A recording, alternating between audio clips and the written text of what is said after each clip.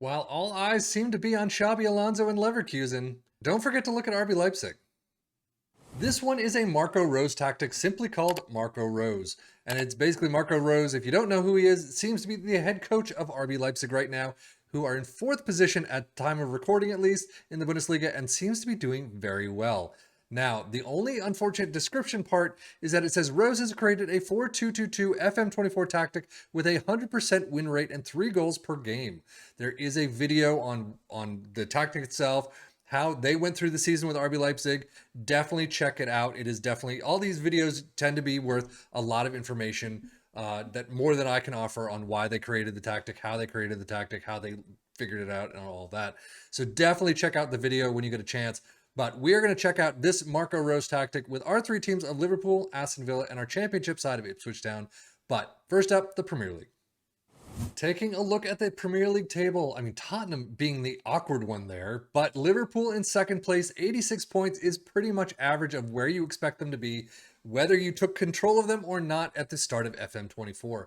Aston Villa in eighth is about 2 places higher, but 60 points is, it's roughly around there. I think the average is a little higher than that. But goals tally, it's not the highest we've seen. 87 is not bad. But overall, I can't say it so far that it's worked for our teams, but at least it's not hurting. No division title for Liverpool. However, you take a look, FA Cup final 5-0 over Newcastle, beating Arsenal, beating Man City. A fantastic run there. Unfortunately, the Carabao Cup, though, third round, you're out against Brighton immediately. One trophy in the hand, let's consider that too. Europa League final over Brighton 2-1. Nice job there.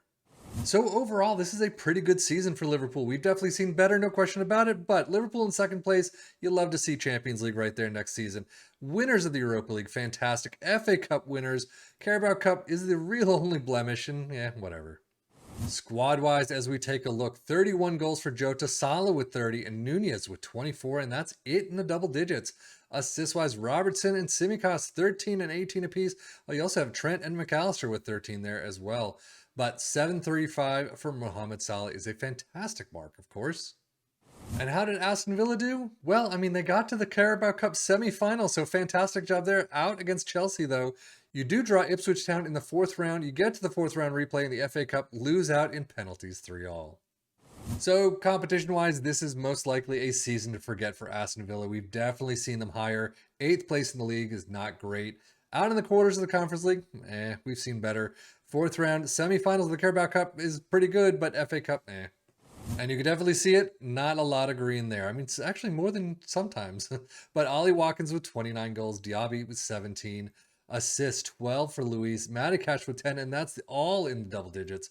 But of course, average rating Lucas Digne with a 716. Liverpool's data hub is through the roof, looking a fantastic job attacking wise. And as we look at Aston Villa, definitely not nearly as much.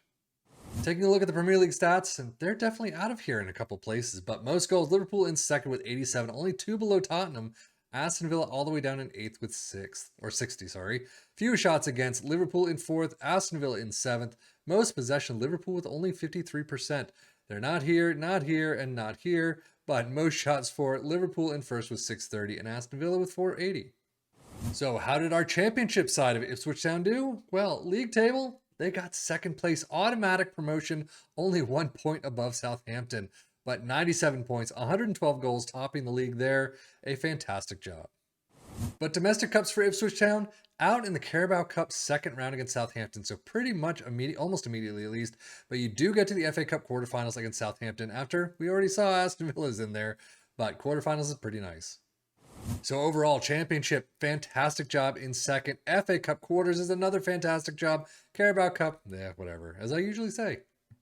Seriously lacking green here, but most goals, 25 for Hurst, not too bad there, and he's the only one in double digits. Wow. 32 assists for Leif Davis, all we know is he's a beast. 10 for Harry Clock, and then average rating 750 for Leif Davis. Well done. Taking a look at the championship stats, most goals, Ipswich Town with 112 goals. We already saw that was a fantastic job. First place right there. Fewer shots against Ipswich Town. Most dribbles made, 7th place with 701. And then most shots for in it, first place, 723. So let us take a look at this tactic itself. Again, I don't know Marco Rose all that well. I don't know the Leipzig team this season. I have not followed them. This is assuming what he marks up with. But sweeper keeper in attack, a complete wingback in attack on the left and the right, but playing defenders in defend on the left and the right, a halfback in defend next to a DM in support, an attacking midfielder in support on the left, an advanced playmaker in support on the right, and 2 advanced forwards up front in attack. Positive mentality, in possession, attacking with is fairly wide, approach play, pass into space, overlap on the left and right, but focus play through the middle, play out of defense, passing directness is slightly shorter, tempo is higher, time wasting never, mix crosses, and run at defense. In transition, counter press, counter, distribute quickly, distribute to the center backs, and take short kicks. And then out of possession, a high press line of engagement, a higher defensive line, trigger press much more often, prevent short goalkeeper distribution, get stuck in, and step up more. But now, how did it do for our 3 teams? Well, championship, fantastic for Ipswich Town. Second place, you got to the quarters in the FA Cup. Great job there. Liverpool doing another great job. Second place, I mean, it's kind of an average mark, but still, they got a couple trophies. They did very well. Aston Villa, however, in 8th, probably average or just below average. It looks like it's more, I mean, the higher, stronger teams. I mean, Ipswich Town is supposed to be in 10th place, but they still have a fairly strong squad, as we've seen in the real life world. I mean, they're in second place right now, only by a point. Liverpool doing a fantastic job. But Aston Villa, I think you need to just basically massage this tactic a lot more into the squad itself. You need a lot more hands-on, and you really need to play it through the season to see how they do. But overall, it was an interesting tactic. If you've used it before, definitely let us know how it did for your saves. But for this one, it's kind of a mixed bag. But that's it for me, Stefan FM, for the Football Manager blog channel, saying thank you as always for watching. Take care and enjoy.